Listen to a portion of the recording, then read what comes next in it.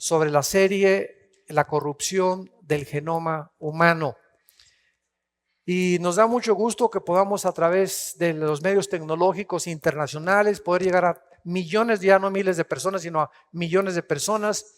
Nos hablan de Bélgica, de Suiza, en Holanda, en Inglaterra. Es increíble cómo los latinos estamos en todas partes del mundo y hay iglesias latinas en todas partes del mundo.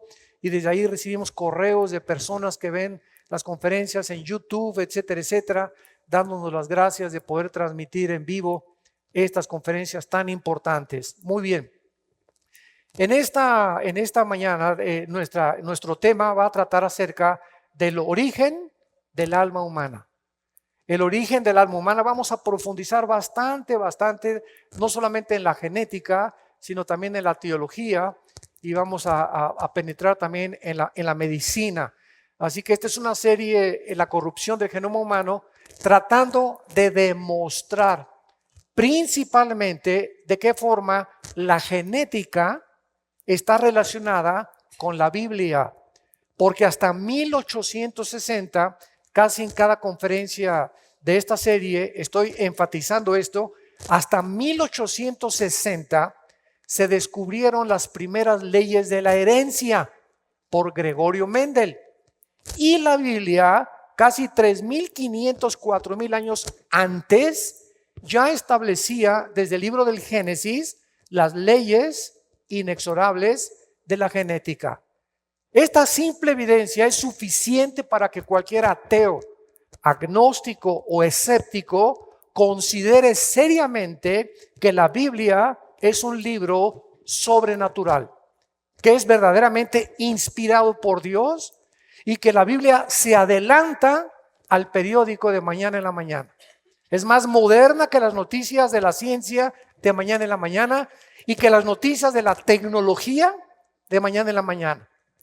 Como otro ejemplo, independientemente de la genética, vemos que la Biblia anuncia en el libro de Apocalipsis, capítulo 11, cuando matan a los 2 testigos que el anticristo lo va a hacer, y dice la Biblia, y todas las naciones y las tribus y las lenguas verán cómo resucitan los 2 testigos. Pregunta, ¿cómo podía hace 2000 años que se escribió Apocalipsis predecir que vendría un momento cuando todas las naciones verían el mismo evento si no se hubieran inventado los satélites de comunicación internacional? ¿Cómo podría el apóstol Juan, que escribió el Apocalipsis en el capítulo 11, haber profetizado que vendría el tiempo cuando el mismo evento? Ahorita yo prendo CNN en la televisión y veo lo que está pasando en Israel, lo que está pasando en Inglaterra, lo que está pasando en Estados Unidos, gracias a los satélites que comenzaron a funcionar hasta 1970. ¿Cómo podía el apóstol Juan haber escrito que el anticristo marcaría con una marca del 666 si no se hubieran inventado las computadoras? ¿Cómo podría hace 2000 años la Biblia haberse adelantado a la ciencia y a la tecnología? Y todas estas evidencias nos demuestran, ¿verdad?, que son honestas. Como le dije yo una vez a un ateo ahí en Colombia, un doctor que finalmente se convirtió en la segunda conferencia, y le pregunté, porque me vino a investigar, y oiga, usted que demuéstreme que existe Dios. Y le dije, mire, ¿usted por qué es ateo? Y me contestó, ¿verdad? Bueno, es que Dios no existe. Y le dije, bueno, mire, un juez no puede nunca sentenciar una sentencia sin antes tener las evidencias. Y cuando el juez tiene las evidencias, hay un jurado que determina que esa persona es culpable. Pero imagínese un juez decir, no, es culpable sin tener evidencias. Esto no sería justicia. Entonces le pregunté a este ateo, ¿qué evidencias tiene usted para concluir que Dios no existe? ¿Conoce usted las evidencias de la Biblia, de la física, de la cosmología, de la genética, de la tecnología moderna? ¿Las ha usted estudiado y comparado? Y me contestó, no, chepo. Entonces, ¿cómo puede atreverse usted a concluir Dios no existe? Cuando las evidencias lo demuestran, evidencias que usted ni siquiera ha buscado, ni siquiera se ha molestado a poder tratar de investigar si es cierto o no es cierto. Nos damos cuenta, ¿verdad?, que desde ese punto de vista el ateísmo es insostenible filosóficamente. Es insostenible, porque una persona que dice que no hay Dios es una persona que es omnisciente, que lo conoce todo perfectamente bien, que ya fue a Marte, ya fue a Júpiter y examinó todo, ya se metió al fondo del océano, conoce todo el universo y concluye, pues en ninguna parte encontré a Dios, en mi bitácora no existe Dios. Qué tontería, ¿verdad? Pero esta es la forma en la que vemos nosotros que el 95% del ateísmo está basado en la amargura y en un odio contra un ser que no existe. Esta es la paradoja más tremenda que hay. Los ateos están enojados contra alguien que no existe. Y están enojados con los que creen, los que creemos en Dios. Y se burlan de alguien que no existe. José, María y el burrito que los acompañan. Bueno, en esta mañana quiero hacerles una pregunta antes de entrar a este tema. ¿Cuántos de ustedes creen que existíamos antes de nacer? No levanten la mano, porque todo esto lo vamos a contestar. Vamos a sumergirnos en la Biblia. ¿Cuántos de ustedes creen que las almas son eternas? O sea, que siempre hemos existido. Número 2, porque son las tres teorías que vamos a examinar. ¿Cuántos de ustedes creen que las almas fueron creadas, no eternas, pero fueron creadas antes de nacer y antes de entrar al vientre de nuestra madre? ¿Y cuántos de ustedes creen que el alma ni es eterna, ni fue creada antes de que naciéramos, sino que el alma es transmitida a través de la sangre por el padre y la madre? Muy bien, estas son las tres teorías que vamos a desarrollar. Les va a salir humo por las narices. Apriétense los tornillos, saquen la parabólica y vamos a sumergirnos en los misterios maravillosos de la palabra de Dios. Vamos en primer lugar a ver con estas tres explicaciones que se dan del alma, cada una de ellas y de qué forma cada una de ellas tiene bases y de qué forma las podemos ir debatiendo para llegar a la tercera conclusión y hacer un descubrimiento maravilloso de qué es el alma, cuándo el alma entra al cuerpo y de qué forma es transmitida o no transmitida por los padres. En primer lugar, veamos la preexistencia del alma. El filósofo griego Platón, que nació en el año 427 y murió en el 347 antes de Cristo, él comenzó a enseñar que las almas, los filósofos griegos, sobre todo Platón, que las almas son eternas, que no fueron creadas, sino que forman parte del mundo que ya existía antes de Dios.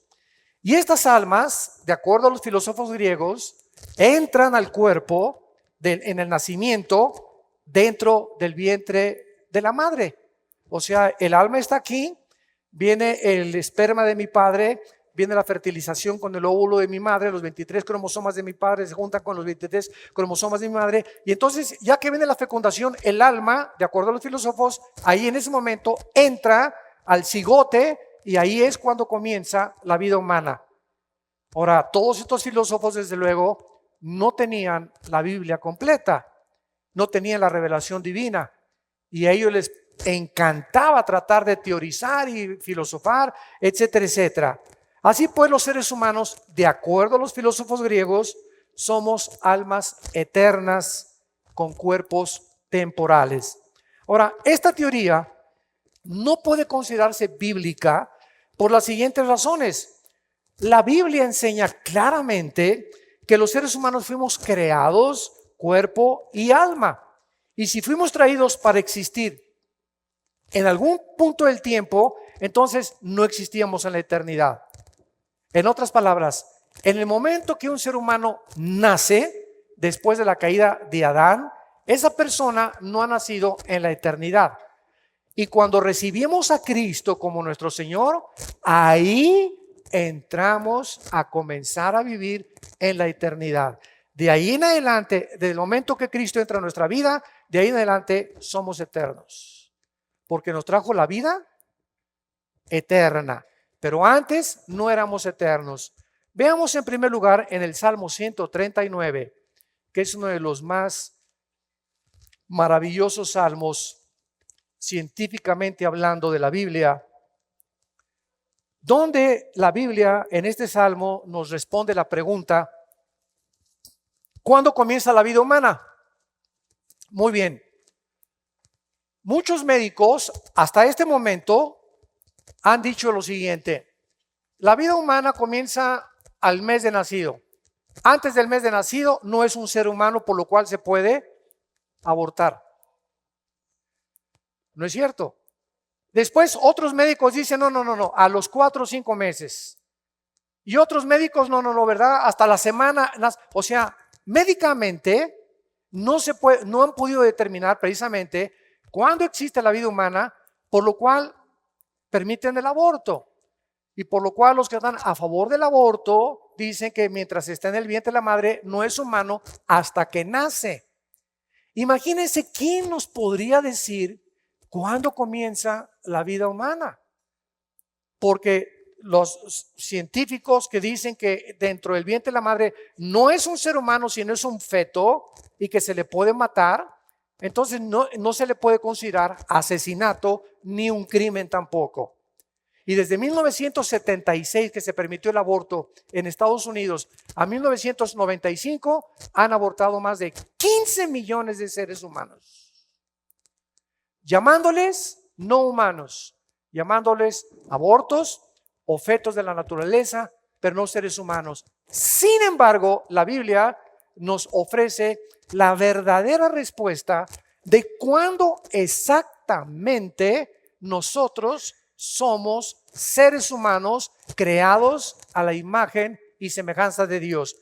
Dice el Salmo 139, versículo 16: mi embrión vieron tus ojos y en tu libro estaban escritas todas aquellas cosas que fueron luego formadas, sin faltar una de ellas. De acuerdo a la Biblia,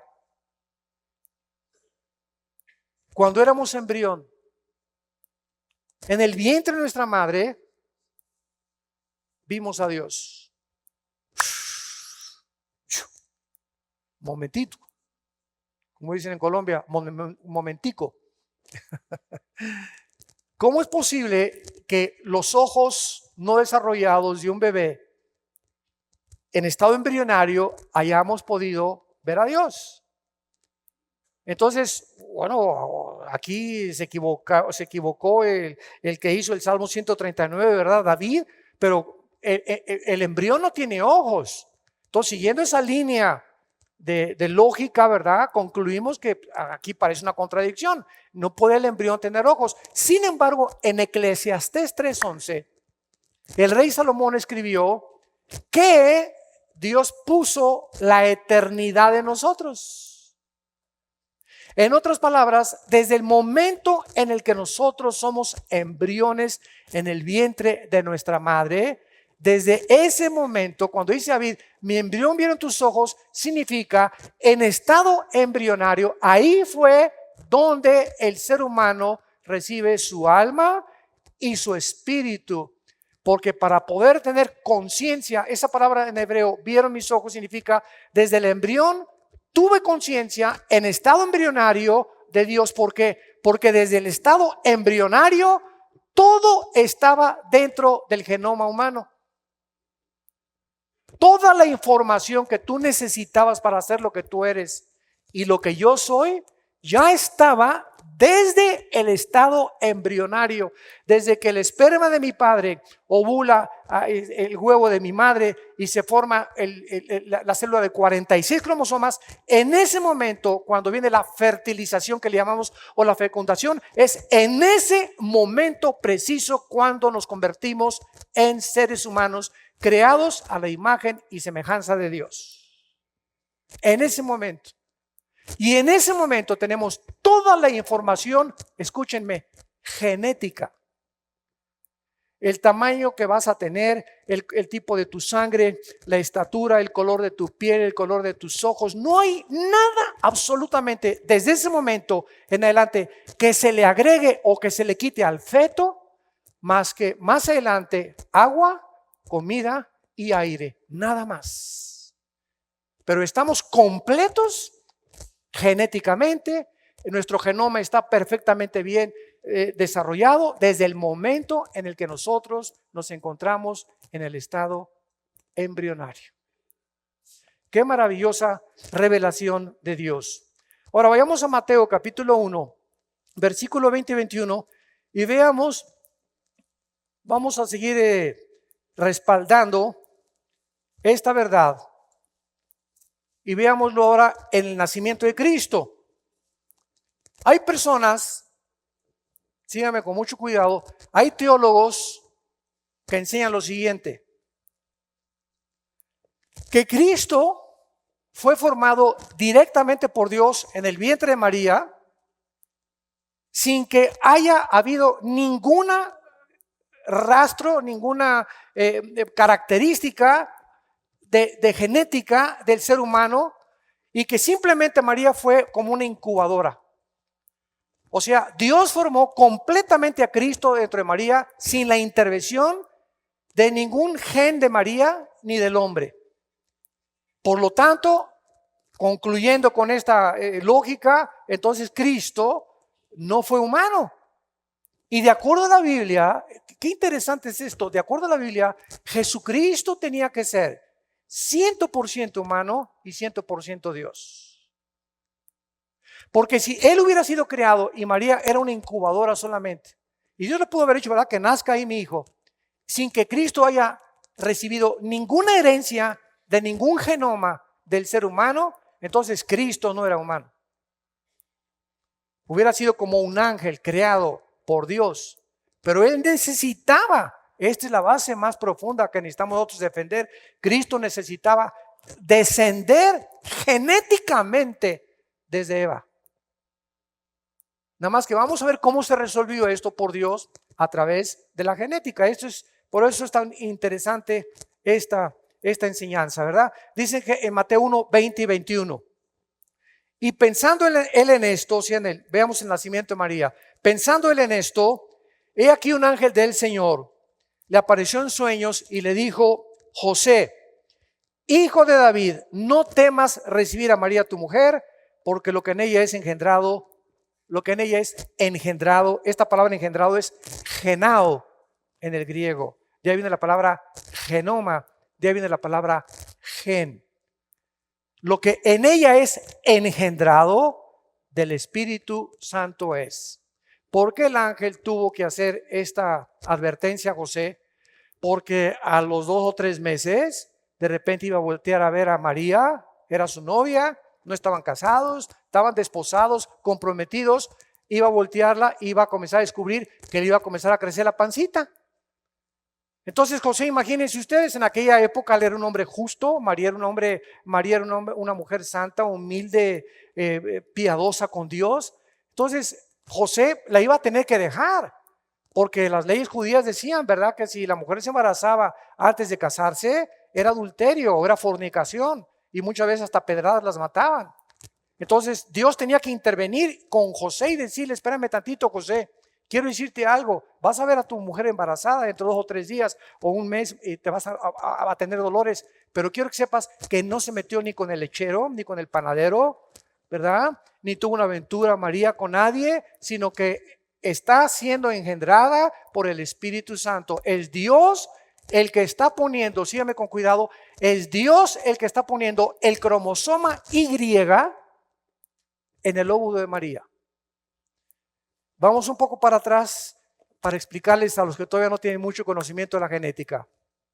El hombre tiene 2 cromosomas sexuales, Y y X. La mujer tiene 2 cromosomas, XX. Muy bien, son los cromosomas del varón los que designan el sexo de la persona que van a nacer. Por ejemplo, yo nací varón. ¿Qué significa esto? Que el cromosoma Y de mi papá fue el que fertilizó el óvulo X de mi mamá. Porque si cuando vino la fertilización hubiera sido el cromosoma X de mi papá, hubiera nacido mujer. Pero cuando es el Y el que hace la fertilización o la ovulación, en ese momento la fertilización, cuando se juntan, es lo que determina el sexo. Entonces, los varones, todos nosotros los varones, tenemos el cromosoma Y que las mujeres no tienen. Las mujeres tienen 2X, nosotros tenemos Y y tenemos X. Muy bien.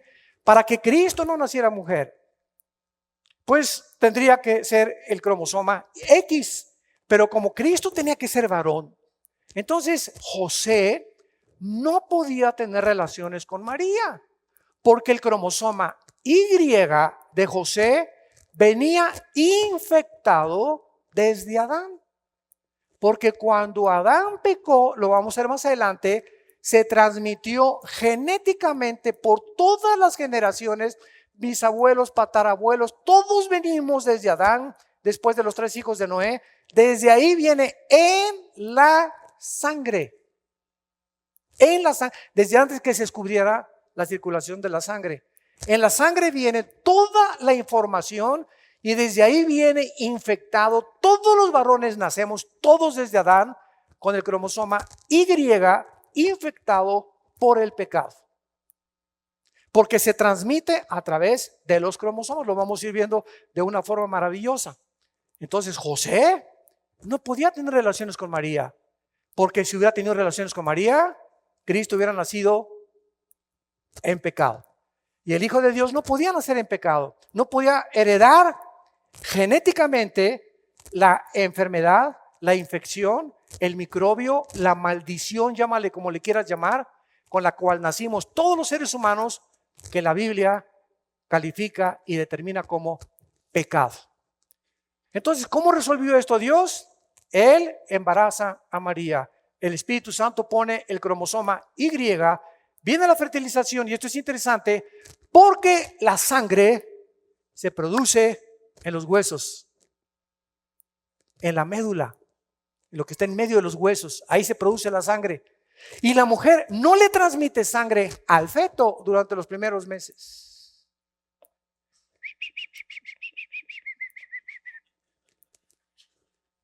Qué maravillosa es la Biblia. Y todavía ateos, no creo en Dios. Qué impresionante que hasta que Gregorio Mendel en 1860 descubre las leyes de la herencia, comenzamos a comprender por qué, como dice en mi tierra, ¿verdad? ¿Por qué burros José no se metió con María? ¿Por qué? ¿Cuál era el problema que tuvieron relación de los dos? Hasta que se descubren las leyes de la herencia y hasta 1954 que el doctor Francis Crick comienza a descubrir el ADN, el ácido desoxirribonucleico. Comenzamos a investigar más lo que hay dentro de cada gen que tenemos, dentro de cada célula, y se llega a comprobar que tenemos más de, escuchen esto, más de 5, 6 o 7 billones de células en el cuerpo, más de billones de células, y en cada célula de tu cuerpo y en cada célula de mi cuerpo se encuentra un software.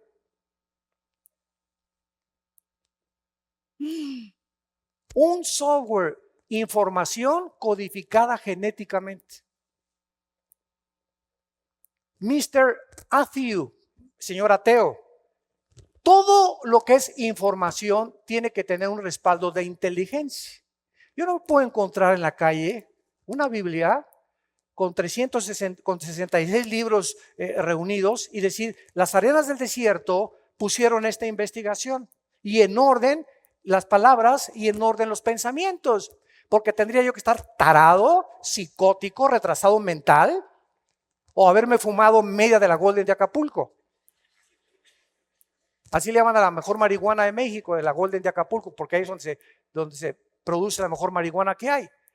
Entonces se necesita estar completamente tarado para poder decir, ¿verdad?, que si tú encuentras un software o un disco y lo metes en una computadora y en ese disco hay información, esa información no la produjo la arena, no la produjo el accidente. Alguien con inteligencia tuvo que haber puesto esa información en ese disco. Y esto nos lleva a la conclusión, ¿verdad?, que una pintura tiene que haber un pintor, un edificio, un arquitecto, un relojero, un reloj, un relojero, una escultura, un escultor. Un universo afinado con diseño y con inteligencia, tiene que haber un diseñador.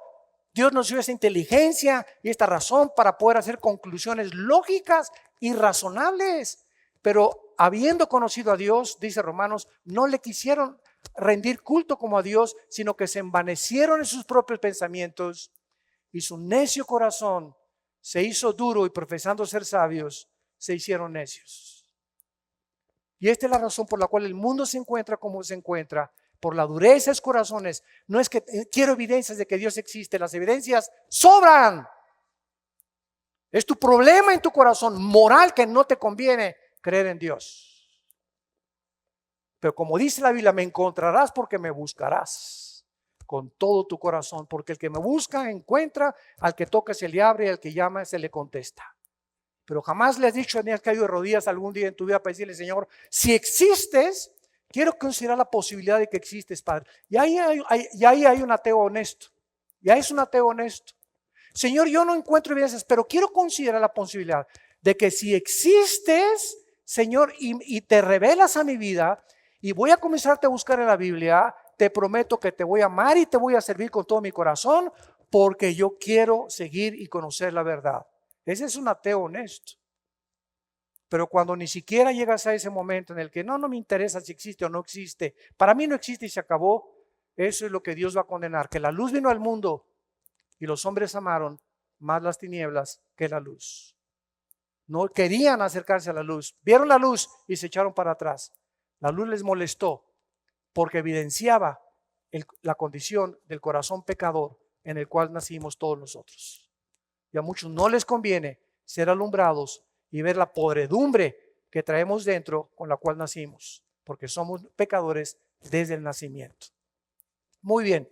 Ahora veamos también nosotros en Jeremías capítulo 1, versículo 5, en el Antiguo Testamento, este pasaje que es uno de los más tremendos que hay y que nos muestran otra revelación que nos funde los fusibles. Dice Jeremías capítulo 1, versículo 5. Antes de que te formara en el vientre, antes de que comenzara a formarse ni siquiera las orejas de papalote con las que naciste, o la cara o la nariz de albóndiga con la que muchos tienen, o la cara de artista que otros sacaron, antes de que nada se hiciera en el vientre, Dios ya sabía quiénes éramos. Ya comenzó el humo así a salir. Ya desde que estábamos siendo formados, Dios sabía que mi esposa iba a ser Marta, lo que le iba a pasar, que yo iba a nacer, mis padres con quién iba a pasar, de Juanita, de Lupita, de Roberto, de Jorge. Dios sabía que que Bocelli, Dios le iba a dar esa voz, a Pavarotti esa voz, a Einstein esa inteligencia, a mil no nada más a Einstein, a mil no nada más a Pavarotti, nada más a Bocelli, nada más a Celine Dion esa voz, no a todas las demás. A otros les iba a hacer la facultad de ser músicos, a otros instrumentos y genios de la guitarra, a otros como Giacomo Puccini, como Verdi, ¿verdad? Grandes compositores de ópera, a otros grandes escultores, a Leonardo da Vinci, a Miguel Ángelo, en lo que hicieron en la Capilla Sixtina en el Vaticano. Y todos los seres humanos, todos, no hay un solo ser humano que no tenga algo que Dios haya puesto desde antes que naciéramos. Porque si Dios hubiera dicho que todos fueran Einstein, y todos fueran Bocelli, y todos fueran Leonardo da Vinci, y todos fueran Verdi, y todos fueran, ¿verdad?, etcétera, etcétera, entonces ¿dónde estarían los zapateros, los electricistas, los choferes, los arquitectos, los médicos, los cantantes, los artistas, los payasos? Dios repartió a todos de diferentes cosas para que todos entendiéramos que lo que tenemos, si eres muy inteligente, si tienes muy buena voz, si eres muy buen predicador, si eres muy buen escultor, no importa a dónde llegues a desarrollar tus talentos, siempre humíllate y recuerda que no es tuyo, Dios te lo dio.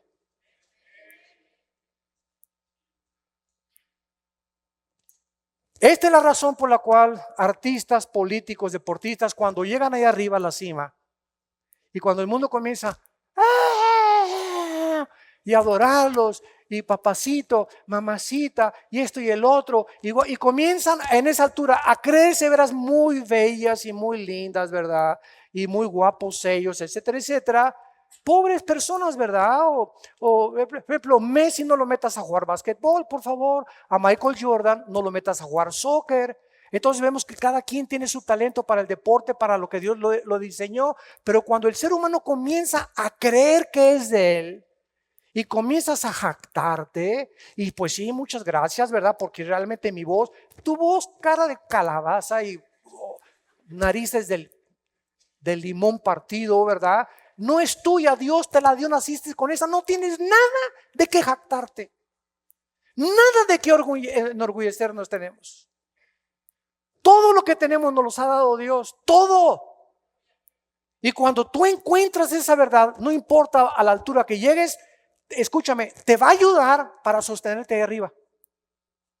Porque los que llegan ahí arriba sin este concepto se marean. Artistas, cantantes, políticos, ricos, se marean las alturas, nos marean. No fuimos creados para subir hasta la punta de la cima sin Dios. Porque mientras más alto subas y más dinero tengas y más prestigio, desde más alto te vas a caer. Pero cuando subimos y alcanzamos, porque Dios no está en contra que lleguemos a la cima y que seas presidente de la república, que seas el mejor científico, el mejor doctor, el mejor cantante. Dios no está en contra de eso. Dios está en contra de que nos enorgullezcamos y creamos allá arriba que nos lo merecemos y que lo tenemos porque nosotros no lo ganamos. Vean lo que dice Deuteronomio capítulo 8. Ahorita regresamos a Jeremías. Deuteronomio capítulo 8. En el Antiguo Testamento. Dice así. Aquí el pueblo de Israel estaba listo ya para entrar a Canaán. Y Dios sabía que al entrar a Canaán, pues iba a tener leche, miel, naranjas, uvas, birria toluqueña, ¿verdad? Chorizo toluqueño, en fin, ¿verdad? Iban a tener la mesa servida, vacas, ganado, etcétera, etcétera. Pero como Dios nos creó, Él sabe nuestras debilidades. Dios sabe de qué, como decimos vulgarmente, de qué pata cojeamos. Entonces, por eso tenemos la Biblia, porque al venir a la Biblia, Dios nos expone nuestras debilidades. Y nos muestra que no somos tan perfectos como creemos que somos. Y cuando vemos eso, nos humillamos y entonces le decimos a Dios, ayúdame. Porque sin ti, como decía mi esposa en su mensaje ayer, sin Dios no haces nada. Separados de mí, dijo Cristo, nada podéis hacer. Por eso es la Biblia, por eso los domingos venimos aquí a oír la palabra de Dios, porque estamos continuamente con la necesidad de ser redargüidos, de estar convencidos de que no somos tan buenos como creemos y siempre habrá cosas con las cuales tendremos que luchar. Y aquí antes de entrar a Canaán, Dios les hace una advertencia y dice el versículo 11, Deuteronomio 8, versículo 11, cuídate de no olvidarte de Jehová tu Dios, para cumplir sus mandamientos, sus decretos y sus estatutos que yo te ordeno hoy. Vean el peligro. No suceda que comas y tengas ya tu carro bueno y tu buena casa en la Asunción, ¿verdad? Y por acá ibas allá y tengas etcétera, etcétera, y tu cuenta del banco, etcétera, etcétera, y tus vacas y tus coches y aumenten, y tu dinero en Bancomer, y tienes en Banamex, y tienes oro y tienes plata, y no hay ningún problema porque Dios no está en contra de que tengas un castillo ni que tengas riquezas, etcétera, etcétera. Y el versículo 14 es el problema. Y que después de que alcances y tengas todas esas cosas, se enorgullezca tu corazón y te olvides de Jehová tu Dios. Ahí está el problema del ser humano. De alcanzar el éxito sin Dios. De lograr algo en la vida y en ese momento olvidarnos. Hasta de su mamá se olvidan muchas personas. Hasta de su jefecita se olvidan. Cuando están allá arriba sentados en la silla. Y se enorgullezca tu corazón que te sacó de la tierra, etcétera, etcétera. Y dice el versículo 18, nos brincamos, sino acuérdate de Jehová tu Dios, porque Él, nunca nos olvidemos de esto, Él es el que te da el poder para hacer y tener todo lo que tenemos, las riquezas, a fin de confirmar su pacto que juró a tus padres como en este día. ¿Se dan cuenta? Que desde el Génesis, por toda la Biblia corre las advertencias de Dios. Cuídate, no te olvides. Cuídate, no te olvides. El pecado más grande en el Antiguo Testamento fue la idolatría. ¿Qué es la idolatría? No solamente es pararnos enfrente de un Dios de piedra y comenzar a adorarlo. La idolatría simplemente es quitar la atención, la devoción y la adoración que le debemos al Dios verdadero y ponerla en la novia o en el novio o en el deporte o en el trabajo o en el dinero o en cualquier otra cosa. Cualquier cosa que nos robe el tiempo de Dios es un ídolo. Es un ídolo. Si tu novio, por ejemplo, ya que andas con tu novio o con tu novia, ya te impide venir al servicio y a los estudios bíblicos, ya tu novia se convirtió en un ídolo. Le está ganando, le está robando la gloria a Dios, tu novia o tu novio. Cuando ya por alguna cosa dejas de cumplir las cosas que Dios te manda, le estás robando a Dios lo que a Él le corresponde. Y Dios dice, busca primeramente el reino de Dios. ¿Qué es primero? Antes que la esposa, antes que los hijos, antes que el trabajo, antes que el ministerio, antes que cualquier cosa. Dame a mí, dice Dios, lo primero es tu tiempo, de tu dinero, de tu esfuerzo, de todo y todas las demás cosas. No te preocupes por la escuela de tus hijos, ni por tu futuro, no te preocupes por nada. Te lo daré por añadidura. Mateo 6:33. Por añadidura. Porque Dios sabe que necesitamos de todas esas cosas. Regresamos a Jeremías rápido al capítulo 1, versículo 5 y veamos la otra revelación que nos hace Dios acerca de esta maravillosa observación que le dijo ya Jeremías ya siendo adulto. Antes de que te formara en el vientre te conocí. Repito, Dios sabía todo lo que íbamos a hacer. Ahora aquí me detengo antes de seguir adelante, porque aquí, ¿verdad? Podemos sacar un sermón completito. Si Dios sabía lo que yo iba a hacer, cantante, mecánico, electricista, chofer, operador, escultor, relojero, médico o músico, no sé, ¿verdad? Si Dios sabía todo lo que yo iba a hacer, ¿cuál es mi responsabilidad? Me tengo que sentar en una hamaca, estoy esperando, Señor, a que tú me pongas aquí las cosas. No, nuestra responsabilidad es estudiar. Nuestra responsabilidad es buscar a Dios con todo nuestro corazón. Escuchen, y mientras más cerca caminamos con Dios en la vida, dichosos los jóvenes que tienen a Dios en sus vidas, dice Salomón, acuérdense jóvenes de Dios en los días de su juventud, porque si desde la juventud comienzan ustedes a caminar con Dios, las cosas van a ser más fáciles porque más rápido vas a encontrar para lo que naciste. Más rápido vas a encontrar para qué eres bueno. Pero mientras no caminemos cerca con Dios y estemos, mientras más lejos de Dios, más tardamos en descubrir nuestra identidad.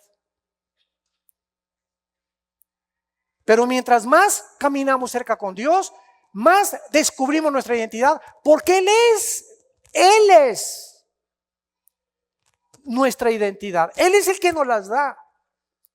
Él es el que tiene sembrado para nosotros, dice Jeremías 29:11, mis pensamientos para ti son de bendición. Quiero para ti, para tu familia, para tu perro, para lo que tienes, para tu dinero, ¿verdad? Para todo, quiero que bendigas, quiero que prosperes, pero camina cerca conmigo, porque si tú te alejas y comienzas a tener dinero y prosperidad y éxito, todas esas cosas se convierten en maldiciones para tu vida. Y este es el ejemplo que vemos en deportistas, otra vez artistas, cantantes que se enorgullecen por aquí, políticos, etcétera, etcétera. Y vemos cómo caen en adulterio, llevan 3 o 4 maridos, 5 o 6 divorcios, creyendo que un hombre las va a hacer feliz, que una mujer las va a hacer feliz, que mientras más dinero roban, que mientras más dinero tienen, que mientras más aplauso tienen, etcétera, etcétera. Y siguen tratando de llenar algo aquí adentro, con lo cual nacimos, un vacío que Dios a propósito lo hizo para que solo fuera llenado por Él. Y no, ayer me decían, ¿verdad? Oye, ¿ya sabes cuánto va a ganar este peleador Mayweather por la pelea con Pacquiao? ¿Cuánto? 180 millones de dólares. Para durante 1 hora y media estar nomás haciéndole así. 180 millones de dólares que ningún científico, presidente, político, nadie por 1 hora y media estar haciéndole así. 180 millones de dólares. Pacquiao, 130. Ahora, lo interesante de esto, ¿verdad? Es cuando todo el mundo cree, ¿verdad? Dijo, ¿qué haría con 180 millones de dólares? Y queremos, ¿verdad? Que esta persona ya, pues es lo máximo, ¿verdad? Porque tiene coches y, bueno, multimillonario, ¿no? Pero no nos damos cuenta que caras vemos, corazones no sabemos. Dice en Eclesiastés capítulo 6, versículo del 1 al 2. Escuchen lo que dice Salomón. Salomón le ganó a Pacquiao y le ganó a Mayweather. Y le ganó a todos los multimillonarios y a los Donald Trump y a los Rockefeller y a Bill Gates, porque Salomón tenía asientos de oro macizo.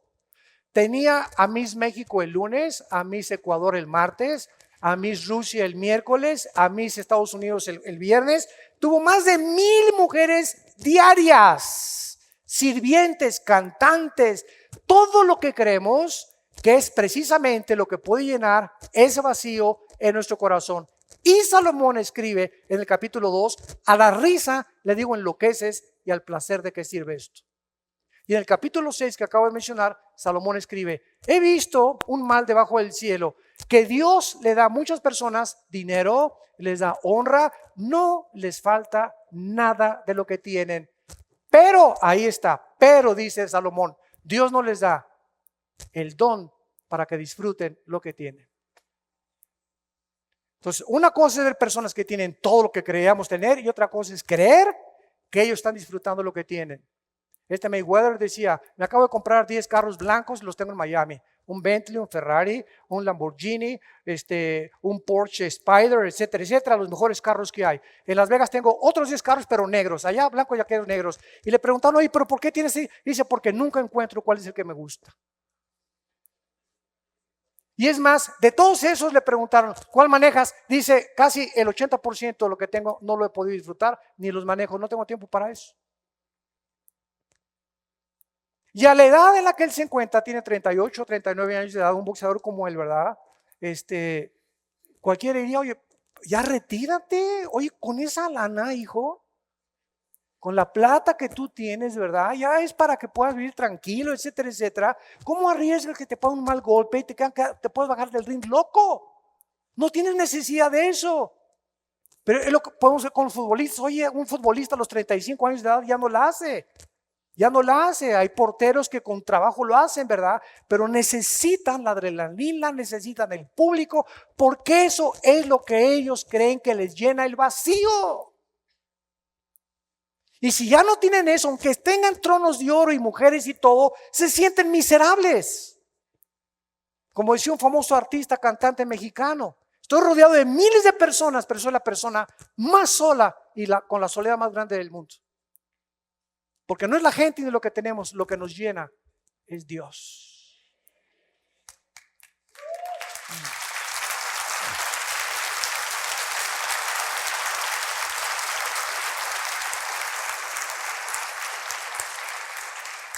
Antes que te formara en el vientre, Jeremías 1:5, te conocí, y antes que nacieras, te santifiqué. La palabra santificar significa en el griego agios, kadosh, en el hebreo, te kadoshé, o sea, no significa hacerse bueno. Cuando dice la Biblia que somos santos, no significa que seamos buenos, significa apartado, separado, para servir a Dios de todos los demás. En el mundo no hay más que dos personas, los que sirven a Dios y los que sirven al mundo y los que se sirven a ellos mismos. La persona que recibe a Cristo es sacada del mundo y trasladada al mundo de la luz para comenzar a conocer, a servir a Dios y a adorar a Dios. ¿Qué es la palabra cristiano? Que significa pequeño ungido. Cristo sano significa cristiano pequeño ungido. Entonces el cristiano no es el que va a la iglesia católica, no es el que viene a esta iglesia, a la iglesia mormona, a los testigos de Jehová, no importa el nombre, el título de la botella, lo que Dios ve es lo que está dentro de la botella, lo que está dentro de ti. Tú puedes decir, yo soy católico, soy bautista, soy pentecostal, soy lo que sea. El título que tengas aquí, eso no importa. Lo que importa es si tienes la vida de Jesucristo dentro de ti. Es lo que te hace cristiano. Entonces, dice la Biblia, antes, Jeremías, de que nacieras, te aparté y te di por profeta a las naciones. En otras palabras, Dios también sabía, desde que estábamos en el vientre de nuestra madre, quiénes íbamos a ser, y en segundo lugar, que íbamos a formar parte de su ejército. Ahora, aquí hay una cosa muy importante con la que quiero terminar. Porque dicen que las herejías son verdades llevadas al extremo. Eso es lo que es una herejía. Es una verdad llevada al extremo. Hay la hipergracia y hay la hipersalvación, ¿verdad? Y aquí hay esa cosa muy importante. Aun cuando Dios sabe que nosotros somos apartados para Él y que le vamos a servir, escúchenme con atención. Sin embargo, Dios en su soberanía ha permitido que nosotros podamos abortar nuestro destino. Y les voy a dar dos ejemplos. Uno fue Sansón y el otro fue Saúl. Cuando nació Sansón, el libro de los Jueces, capítulo 13, Dios se le apareció un ángel a los papás de Sansón y el ángel les dijo a los papás de Sansón, tu hijo va a ser nazareo, no va a tomar esto, no se va a cortar el pelo, va a hacer esto, Está apartado para salvar a Israel de los filisteos. Sin embargo, Sansón crece y Sansón tenía una debilidad en su carácter. Y sus padres, desgraciadamente, comenzaron a apapacharlo y a consentirle esa debilidad. ¿Cuál era la debilidad de Sansón? Creció una persona demasiado sensual con las mujeres. Y llegó el momento que veía una chava por ahí y a los papás, a ver, consíganme. Y a los papás ahí van de verdad de cómplices y de cupidos, ¿verdad? A conseguirle esa chava. Entonces, esto hizo que Sansón se olvidara de que Dios lo había apartado para una misión, pero él no quiso nunca sacudirse de esa sensualidad. ¿Y qué sucedió? Llegó el momento que llegó una mujer que se llama Dalila, y la palabra en hebreo significa la que debilita. Porque una mujer, ¿verdad? Como Dalila, le quita la fuerza al más fuerte, hasta Rambo.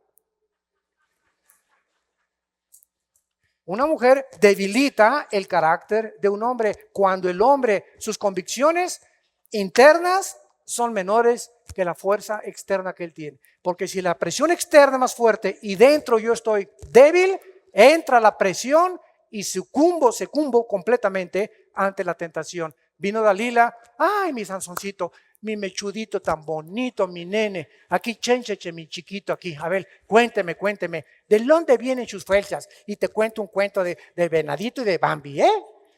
Y Sansón, ¿verdad? Pues a qué hombre no le gusta, ¿verdad? Que lo acaricien y lo papachen, etcétera, etcétera. Y entonces lo debilitó y él, ¿verdad? Sensualmente débil, ¿verdad? Por la belleza, imagino que Dalila era una belleza. Entonces él le confiesa el secreto de que en su pelo estaba la fuerza que Dios le había dado. Entonces, mientras él le confiesa eso, ella le corta el pelo, lo amarran y entonces Sansón dice, no, yo siempre he tenido fuerza, Dios siempre ha estado conmigo, yo tengo un destino tremendo. Y cuando él quiso hacer esto, caray, y nada, y no se podía arribar de las cuerdas y cayó en manos de los filisteos. Le sacaron los ojos, lo metieron al circo como un circo romano y lo hicieron un payaso enfrente de toda la multitud. Y ahí Sansón, al final del libro de los Jueces, él le dice a Dios, Padre, ahí se arrepiente, nunca es tarde para Dios. Y entonces le dice Dios a Sansón a Dios, Señor, dame las fuerzas que antes me diste. Y se pone junto a dos columnas del teatro de los filisteos y las empuja, que eran las bases estructurales de esa construcción, y mata a los filisteos. Lo que debió haber hecho en su vida, lo hizo en su muerte, porque abortó el plan de Dios por la falta de carácter, por haber permitido que las zorras se comieran sus uvas. Las pequeñas zorras, los pequeños pecados que así que acariciamos. Ahí chemequelas, todos son pecadores, pero yo una canita al aire de vez en cuando. Una vista pornográfica de vez en cuando. De vez en cuando con mi novio una buena besuqueada, ¿verdad? No nos cae mal. Y sin que nos demos cuenta, esas pequeñas cositas que consideramos pequeñas, cuando pase el tiempo, son las que se van a volver nuestro enemigo para nuestra caída. Nadie cae, por ejemplo, en adulterio de la noche a la mañana. No me digas, caí en adulterio, no es cierto. Tenías ya meses psicológicamente preparándote para poder caer en el adulterio. Cuando comenzaste a ver esos programas, o esa mujer que no era tu esposa, o ese hombre, o a creer que podías ser mejor feliz con esta mujer que con la que tienes, o con ese hombre con el que tienes, ahí comienza todo, con los pensamientos, los aceptas, los acaricias, sueñas con ellos, y comienzan a crecer, porque el pecado crece. El pecado no se queda, el pecado tiene la potencial de crecer y convertirse en un monstruo que nos acaba devorando. Estamos creando un Frankenstein dentro de nosotros, y ese monstruosito chiquito que tenías, que ha crecido, lo convertiste en un dinosaurio, ese es el que te va a comer. Y cuando quieres luchar contra ese monstruo que traes dentro, te va a vencer. No tendrás las fuerzas para no sucumbir a la tentación. Todas estas enseñanzas nos muestran de una forma maravillosa de que nosotros hemos sido, desde el momento de nuestra fertilización, fecundación por nuestro padre y nuestra madre, vamos a ver en la próxima clase cómo es Dios, cómo no es Dios, perdón, no existíamos antes, ni tampoco el alma el alma tampoco existía antes de la existencia de Dios, sino que el alma nos es transmitida a través de la sangre. Porque si Dios en el momento de la fertilización creara el alma, entonces Él crearía el pecado, porque dice el Salmo 51 que nacimos en pecado. ¿Me van siguiendo? Si Dios creara el alma en el momento de la fertilización o de la fecundación, cuando nos convertimos en seres humanos, Dios sería el autor del pecado, porque Él estaba poniendo un alma con pecado dentro de nosotros. Pero vamos a ver que el pecado es hereditario a través del genoma humano. Padre, te damos gracias por tu palabra. Te damos gracias, Señor, por las maravillas escondidas en tu ley, los misterios que estás revelándonos, iluminándonos ante esta revelación. Gracias por las riquezas y las promesas que nos haces en tu palabra. Gracias, Señor, por la profundidad de tus riquezas, de tu sabiduría y de tu conocimiento. No tenemos nada de qué jactarnos en la vida. No hay nada de qué gloriarnos. Todo viene de tus manos. Tú eres el dador de todas las riquezas, de todo buen don. De ti viene la sabiduría y el conocimiento, y tú eres escudo a los que caminan en rectitud. Gracias, Señor, porque nos quieres guiar a la verdad a través de tu Espíritu Santo y mostrarnos que tú eres Dios y somos tus testigos ante estas evidencias indubitables en las que podemos nosotros saber que nuestra vida descansa en una roca, en un fundamento, que nada ni nadie nos podrá separar nunca del amor de Cristo, ni la muerte, ni la vida, ni la pobreza, ni los demonios, ni los ángeles, ni los principados. Nada nos podrá separar nunca del amor de Dios en Cristo Jesús. En esta mañana, muchos de ustedes que nos ven también por la televisión y que nos están escuchando a través del internet o de los live stream o de la tecnología moderna, yo les invito a que si tú no estás seguro de que tienes a Cristo en tu vida, a que si has luchado por descubrir tu propósito, tu destino, tu identidad, y no la has encontrado, esta mañana has descubierto por qué. Porque no estás en Cristo, porque no caminas junto con el Señor, y porque no pueden caminar dos juntos si no estuvieran de acuerdo.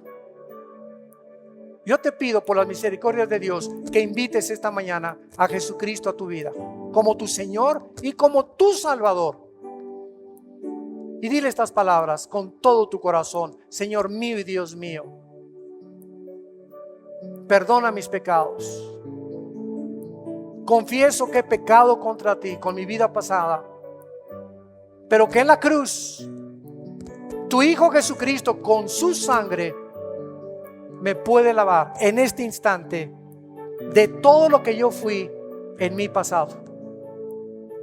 Gracias porque hay poder en su sangre, y te pido que entres a mi corazón, Señor Jesucristo, porque creo que a los 3 días te levantaste de la tumba y venciste la muerte en mi lugar, para que así como tú resucitaste, algún día yo sea resucitado, porque desde ahora mi vida está escondida en ti. Dame el poder, Señor Jesús, de vivir para ti, de hacer tu voluntad y de hablar de ti para tu gloria eterna. Amén.